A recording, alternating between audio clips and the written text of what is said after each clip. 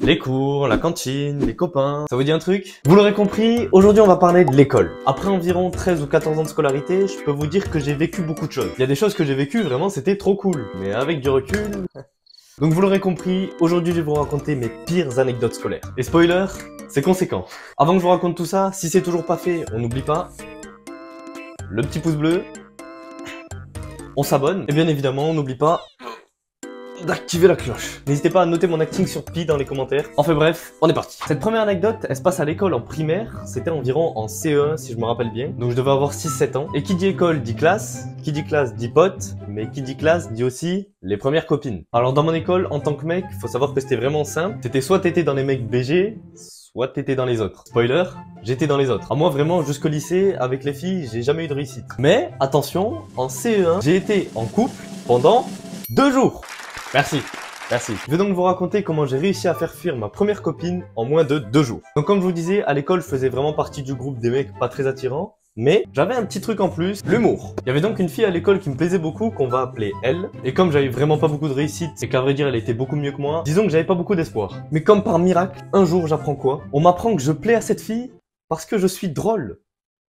Yes! Donc là, évidemment, mon ego de clown triple de volume. Et c'est comme ça que tombé du ciel, je me retrouve en couple avec cette fille. Donc le soir, je rentre chez moi, je suis trop content, je suis comme un ouf. Je suis tellement fou que j'ai une idée incroyable qui me vient en tête. Mais je vais la demander en mariage. Oi. Une bonne idée. Je me dis donc, pour la demander en mariage, il me faut une bague. Du coup, je lui fabrique de mes bonnes mains d'artisan une bague en papier, constituée d'un bout de papier ramené en arc de cercle, et par-dessus, j'y ai collé une boule de papier. Voilà. Dans ma tête, c'est un truc de ouf. Donc je trouve une petite boîte, là, je mets la bague dedans, et vient le lendemain. C'est l'heure de la récré, il y a tout le monde dans la cour, mais je m'en fiche, je porte mes énormes balls, et je vais la voir. En sachant que depuis qu'on était ensemble, on s'était parlé approximativement 5 minutes. Pas plus. Et donc j'arrive devant elle, le cœur qui bat à 1000 à l'heure. Du haut de mes 7 ans, je pose le genou à terre, je sors la boîte, je l'ouvre, et je prononce ces mots. Acceptes-tu de m'épouser? De nos jours, je vous parle pas de la gênance que je ressens juste à l'imaginer, mais bon. Donc là, je suis devant elle, le genou à terre, j'ai le cœur qui s'arrête de battre, et sa réponse, non! Elle refuse, mais prend quand même le temps de prendre la bague, de l'essayer, de se rendre compte qu'elle est 3 fois trop petite. Parce que oui, c'est vrai que j'ai pensé que la taille de la bague, c'était pas important. Mais même après avoir envoyé un gros non dans ma tronche, elle prend quand même la bague et elle s'en va sans dire un mot. Voilà la fin de l'histoire. Alors elle, si tu vois cette vidéo, je pense que tu te reconnaîtras. Je t'en veux.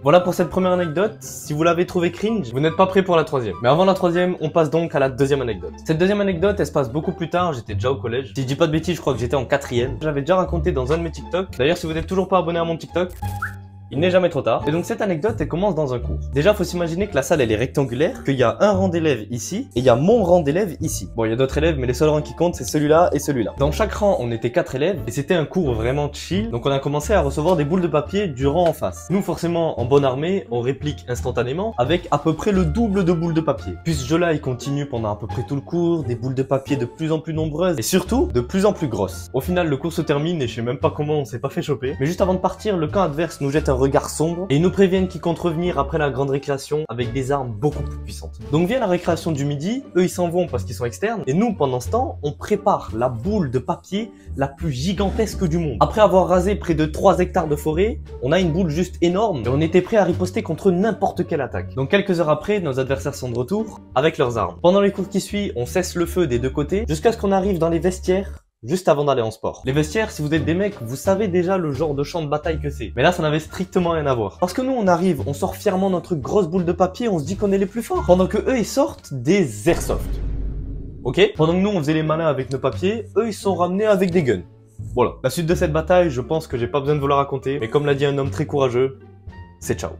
Voilà pour cette anecdote, on passe donc à la troisième et dernière anecdote. Et là je vous préviens, niveau gênance, je pense qu'on est pas mal. Pour cette anecdote, on retourne en primaire, à la fin de la primaire, en CM2 précisément. Et cette histoire elle est un peu différente parce qu'elle s'est passée pendant un voyage scolaire. Je sais pas si vous avez eu cette chance, mais moi en CM2 on est parti une semaine au ski. Donc la semaine se passe super bien, j'ai skié pour ma première fois, et d'ailleurs j'ai toujours pas reskié depuis, mais j'ai eu ma première étoile, et puis vient la veille du départ. Le soir, les profs nous avaient organisé ce qu'ils appellent une boom. C'était leur manière de dire qu'ils avaient préparé une soirée. Donc pendant la soirée, en tant que jeune homme qui a très confiance en lui, je faisais partie de ces mecs qui étaient assis sur une chaise et qui regardaient les autres danser. Et pendant cette fête, il n'y avait pas que notre classe, il y en avait aussi une autre qui était vraiment inconnue au bataillon. Et puis vient un moment, depuis ma chaise, j'observe, et je vois qu'il y a les mecs de l'autre classe qui commencent un peu à faire les fous. Genre vraiment, ils se mettent à danser, mais presque ça s'embrouille entre les deux classes en mode qui danse le mieux. Vraiment, embrouille de CM2. Et depuis ma chaise, je m'aperçois qu'il y a vraiment une battle de danse qui se crée. Enfin bref, j'y porte pas très attention, et vient un moment où j'entends quelqu'un qui hurle mon prénom. Et 1 minute plus tard, je comprends strictement rien. Il y a tout le monde qui commence à me tirer en mode ouais, viens, viens, viens. Moi je comprends pas, je suis. Puis instantanément, je me retrouve encerclé par tous les élèves, devant un mec que je ne connais strictement pas, et sans pression, le poteau se met à taper sa meilleure danse Fortnite. C'était l'époque où Fortnite était en pleine émergence, et le poteau il se met à danser, il croit il est chaud, mais il sait pas qui il a devant lui. À l'époque, comme à peu près tous les gosses de mon âge, j'étais littéralement matrixé par les danses Fortnite. Mais la différence c'est que moi, j'étais vraiment chaud genre. Et puis là, sur le moment, j'ai toute ma classe derrière moi qui est en train d'hurler mon prénom. Avec ça, je suis surpris et vas-y, j'ai l'adrénaline. Et c'est comme ça que je me mets à taper mon meilleur duel de danse Fortnite. Ça tape des flosses en mode qui est le plus rapide. Ça tape des danses robots à croire que j'avais du flow. Mais le meilleur dans tout ça, c'est que je l'ai foudroyé. Le poteau, il a vite abandonné, il est reparti avec ses potes. J'étais refait, je me suis fait acclamer par toute la classe. Donc oui, c'était gênant, mais j'en ai rien à faire. J'ai gagné.